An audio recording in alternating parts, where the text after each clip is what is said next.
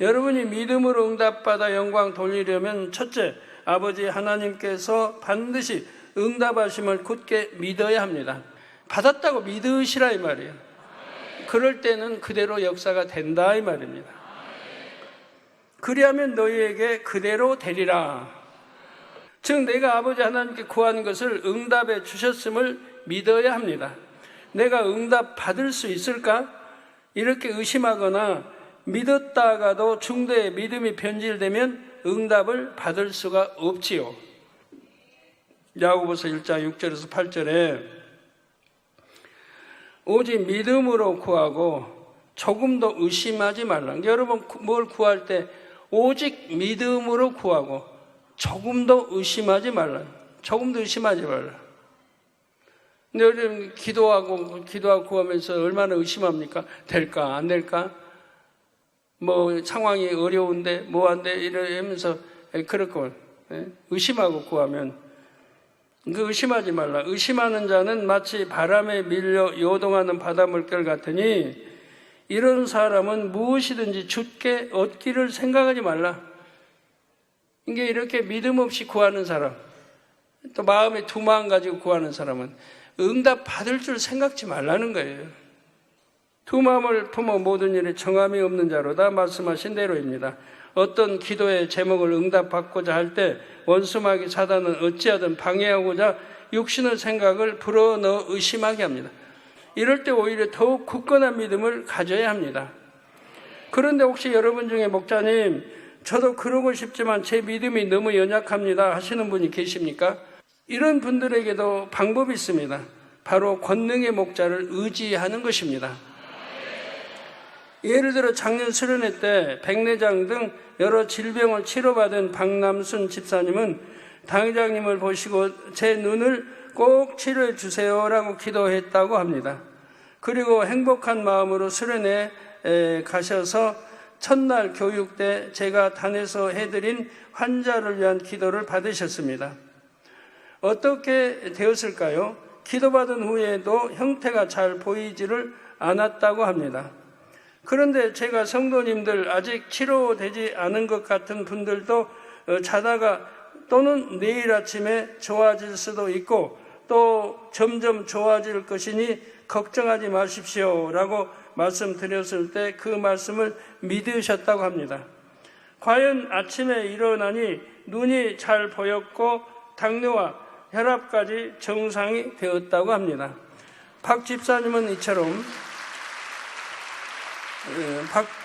이처럼 목자를 신뢰하고 목자의 말을 믿음으로써 치료받아 아버지 앞에 영광을 돌리신 것입니다. 여러분 모두가 이처럼 목자가 쌓은 99%의 공의를 믿고 또 여러분이 치료받고 응답받기를 여러분보다 더 간절히 바라는 목자의 마음을 믿으시기 바랍니다. 굳건한 믿음으로 응답받아 영광 돌리시기를 주님의 이름으로 축원합니다. 여러분이 믿음으로 응답받아 영광 돌리려면 둘째로 믿음을 내보여야 합니다. 믿음이라는 것도 눈에 보여야 되는 거예요. 믿습니다만 하는 게 아니고 여러분 믿습니다 하는 분들 그 믿습니다가 눈에 보여야 되는 거예요. 즉 응답받기 위해 믿음의 받침대를 준비해야 하지요. 먼저는 죄에서 돌이켜야 하며 이렇게 응답받으려면 죄에서 돌이켜야 하며 또한 하나님을 기쁘시게 해야 됩니다. 응답받은 줄로 진정 믿는 사람들은 이러한 행함으로 믿음을 내보입니다. 저는 목자님은 권능이 크신 줄 알고 믿는데도 응답의 확신이 오지 않습니다. 이런 분들이 계실 수 있습니다. 왜 그럴까요? 마음에 죄를 품고 있거나 하나님을 기쁘시게 하는 행함이 부족하기 때문입니다. 이사야 59장 2절에 오직 너희 죄악이 너희와 너희 하나님 사이를 내었고 너희 죄가 그 얼굴을 가리워서 너희를 듣지 않으시게 함이라고 하셨지요. 저 시편 66편 18절에는 내가 내 마음에 죄악을 품으면 주께서 듣지 아니하시리라고 했습니다. 하나님의 자녀들이 선하기를 원하서 선하기를 그런데 죄와 악이 있으면 하나님이 듣지 않으신다 이 말이에요. 그러니까 아무리 간구와 기도해도 응답이 안 되는 게 그런 거죠. 여러분들이 이제 이렇게 살아가면 신앙생활 하면서 마음에 항상 기쁨이 넘쳐야 돼요. 기쁨, 감사, 기도. 이 세 가지는 항상 있어야죠. 항상 기뻐하고, 깨어 기도하고, 또 감사. 이거는 내 마음에 항상 있어야 되는 거예요. 여러분이 그렇게 항상 있으면 얼마나 좋아요. 신앙생활 천국의 의게 새 예루살렘이에요. 그러면 그런 생활이 되려고 하면 어떻게 해야 돼요?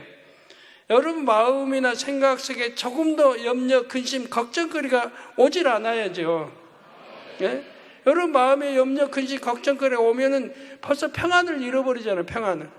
기쁨을 잃어버리고 감사를 잃어버리잖아요. 그러면 항상 충만하고 평안하고 기쁘고 행복하고 감사하고 하려면 내 마음이 항상 평정을 유지하고 있어야 돼요. 자, 뭘 해도 기쁘고 뭘 해도 감사하고 뭘 해도 충만하게 행복하게 천국 소망만 넘치게 이렇게 여러분 마음이 되어 있어야 한다 이 말이에요. 그러면 어떻게 해야 그렇게 되느냐? 여러분이 이제 이 육의 세상에 어떤 것도 죄를 갖지 말아야 돼. 마음의 죄를. 이게 뭐 나라의 법도 어기지 말아야 되고.